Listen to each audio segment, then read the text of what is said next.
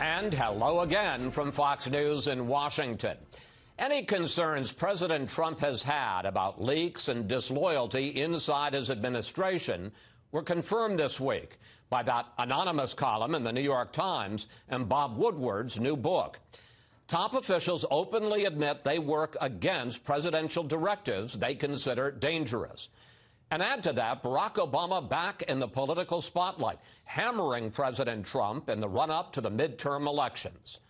On Saturday, Vice President Mike Pence invited us to his residence on Embassy Row in Washington to push back against stories of an administration in disarray. Mr. Vice President, welcome back to Fox News Sunday. Thank you, Chris. Let's start with Barack Obama's return to the campaign trail, accusing President Trump of practicing the politics of fear and resentment. Your reaction? Well, it was very disappointing to see President Obama break with the tradition of former presidents and become so political and roll out the same tired arguments that he and liberals have made over the last 8 years. The truth is, the American people in 2016 rejected the policy and direction of Barack Obama when they elected President Donald Trump. Look, we inherited an economy that was growing a little bit more than 1%. In the last quarter, our economy is growing at 4.2%, 4 million new jobs, unemployment at a 50-year low.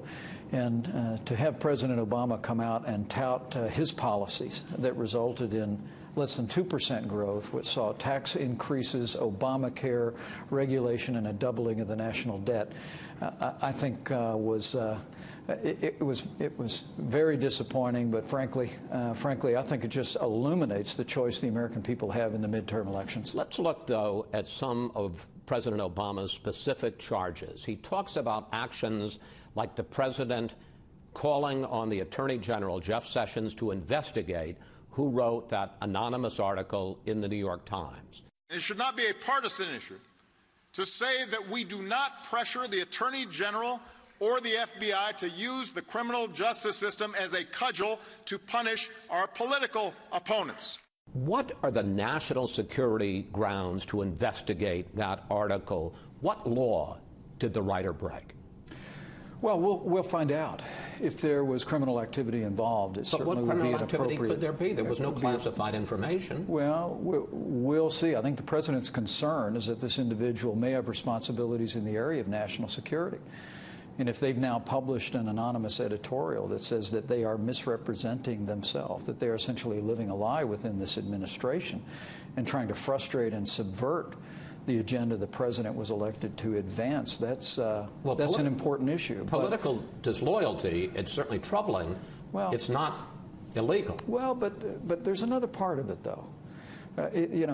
Every senior official in any administration takes an oath to the Constitution. The Constitution of the United States vests all executive power in the President of the United States.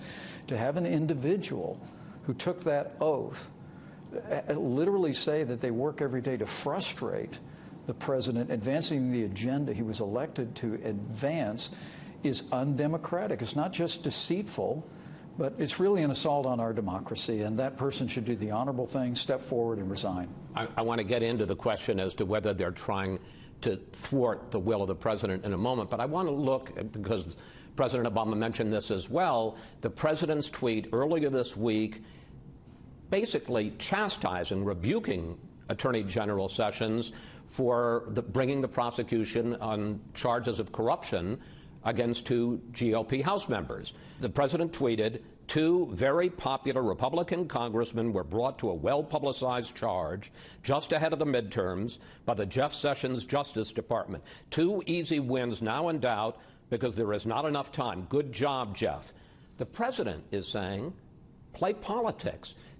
Protect members of Congress, even if they have committed acts of corruption before the election. No, I don't think that's what the president was saying at all, Chris. Look, the Department of Justice, as you know, has long-standing guidelines through successive administrations that says that whenever possible, the Justice Department should avoid taking actions that may impact an election.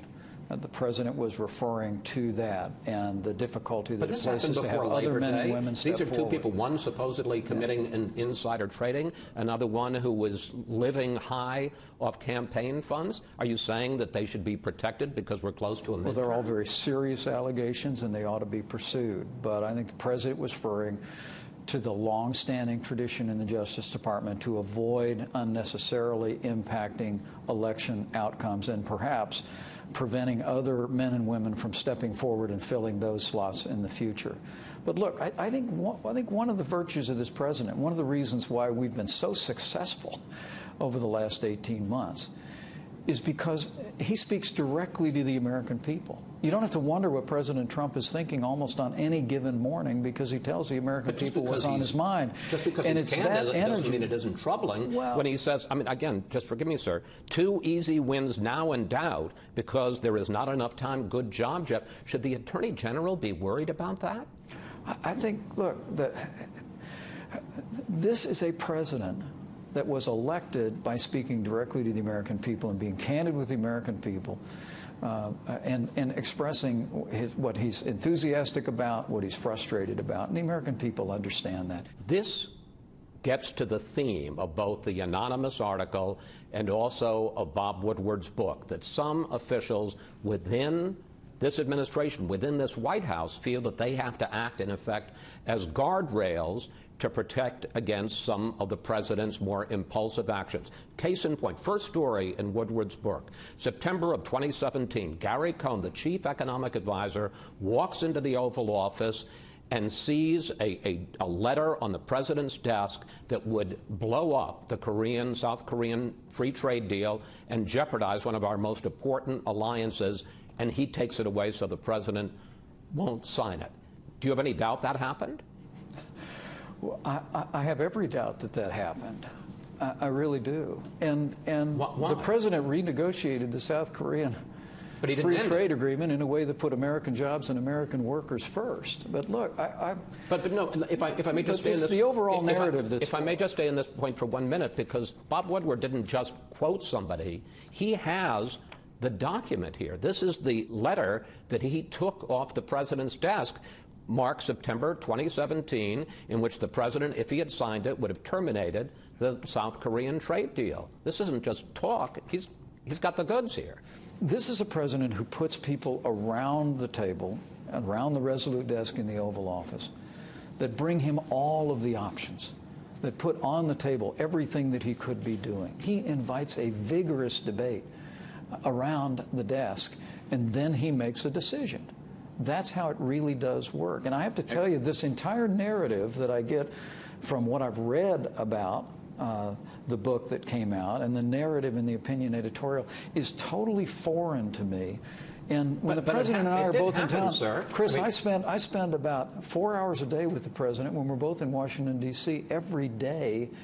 And what I see is a tough leader, a demanding leader, someone who gets all the options on the table, but he makes the decisions, and that's why we've made the progress. But here's what Anonymous sees. He writes in that article in the New York Times, that is why many Trump appointees have vowed to do what we can to preserve our democratic institutions while thwarting Mr. Trump's more misguided impulses until he is out of office.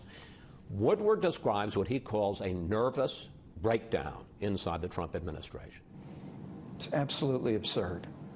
And I have to tell you, to be honest with you, Chris, sometimes I watch a little bit of TV in the morning, and then I go to the White House, and I feel like I'm in a parallel universe. I walk into a White House where there's a president behind the desk. He's in command. He's constantly driving forward on delivering on the promises that we made for the American people. And then I go home at night and I see cable TV talking about all of this stuff about disarray in the White House, and it's just not my experience. I mean, but I tell people, look at the results. You look at the passage of historic tax cuts for businesses and individuals, and the way that jobs are coming back and investment is coming back, the renegotiation of trade deals, our allies contributing more to our common defense. All of that is happening because we have a president of almost boundless energy, who comes in every day, regardless of what's happening in the Washington media culture, and says, what are we doing today to deliver for the American people? And I think that's why I see such enthusiasm as I travel across the country, and that's why I believe the American people are going to vote to re-elect Republican majorities in the House and Senate this fall. Do you think you know who Anonymous is? I don't. I don't know. But I do know that they should resign and leave this administration. Should all top officials take a lie detector test, and would you agree to take one? I would agree to take it in a heartbeat, and would submit to any review the administration do you think wanted to do. The administration should do that? Well, look, that'd be a decision for the president. But look, I think the honorable thing to do here is for this individual to recognize that they're literally violating an oath. If they are that senior administration official, that they're violating an oath, not to the president, but to the Constitution. Treason? Look, it's un-American. And I think that's why you've seen Republicans and Democrats condemn this. The American people vote for a president. They fully expect the president to be able to surround themselves with men and women who will work with them in advancing their agenda. But to have someone who literally celebrates coming in every day to frustrate the agenda that the president and I were elected to advance, it really is an assault on our democracy, and it should be universally condemned. One of the more unusual words in the essay is lodestar, which it turns out, people have looked, is a word that you have used many times. Sure. Must again be our lodestar. With vigilance and resolve as our lodestar. It really was the lodestar. Do you think someone purposely put that in the essay to try to set you up? Yeah, I wouldn't know. I wouldn't know. And I really do believe that whether it's the book, whether it's the anonymous editorial, whether it's President Obama's speech this week, it's all an effort to distract attention from this booming economy and from the president's record of success. And it's all very predictable. We have important midterm elections coming up. I get all of that, but the American people should know President Trump and I are going to remain absolutely determined to re-elect this Republican Congress so we can continue to build on the momentum that's putting Americans back to work. What did you think of the confirmation hearings for Judge Brett Kavanaugh? What did you think of some Democrats who decided to break the rules and to release what were committee confidential documents? And how confident are you that Kavanaugh will be on the Supreme Court when it resumes in October? Judge Brett Kavanaugh distinguished himself. Many Democrats on the Senate Judiciary Committee embarrassed themselves. That's the truth of it. And what the American people saw in Judge Brett Kavanaugh is a jurist just like President Trump promised to appoint, someone of profound intellect, a judicial philosophy to interpret the laws of this country as written, interpret the Constitution as written. But they also saw in what was at times a circus in that Judiciary Committee, people shouting behind him and histrionics in the Judiciary Committee among Democrat members. You saw a judge with the temperament to make it through those 12-hour hearings with such dignity. And we have every confidence that before the Supreme Court convenes in October, Judge Brett Kavanaugh will be Justice Brett Kavanaugh. Finally, Syria. The U.S. has warned Syria, Russia, and Iran not to launch a final assault on Idlib province, home to more than 3 million people. They indicate that they intend to go ahead. Will the U.S. intervene militarily to prevent a humanitarian catastrophe there? We're watching it very closely, and we've made it very clear to the regime in Syria, to Russia, and Iran, that the United States and our allies will not tolerate the use of chemical weapons against civilians in the Idlib province. There will be swift. Let's say it's not chemical weapons. Let's say it's barrel bombs. Well, let's say it's conventional weapons. Are we going to let hundreds of thousands of people die there, sir? Well, we all know what happened in Aleppo. We're watching it all very closely. But what's different with President Trump from President Obama is this president drew a red line and enforced it on chemical weapons. President Obama drew a red line, said, you can't use chemical weapons, and then allowed Assad in Syria to go forward and victimize countless civilians. But sir, dead is dead. I understand. I take your point about the chemical weapons. I want to make it very, very clear, as a wider world is watching, is that the United States of America and our allies will take swift and decisive action against any use of chemical weapons in the Idlib province. Beyond that, I will tell you that we're watching very carefully as resources are being marshaled along the border of the Idlib province, and I'm confident it'll be a decision by the President of the United States, but I'm confident that we'll be monitoring that very, very carefully to ensure that we don't see another humanitarian catastrophe like we did before. Mr. Vice President, thank you, sir. Thank you, Chris. But even as the Vice President and I were speaking, Syrian and Russian warplanes bombed the southern edge of Idlib province.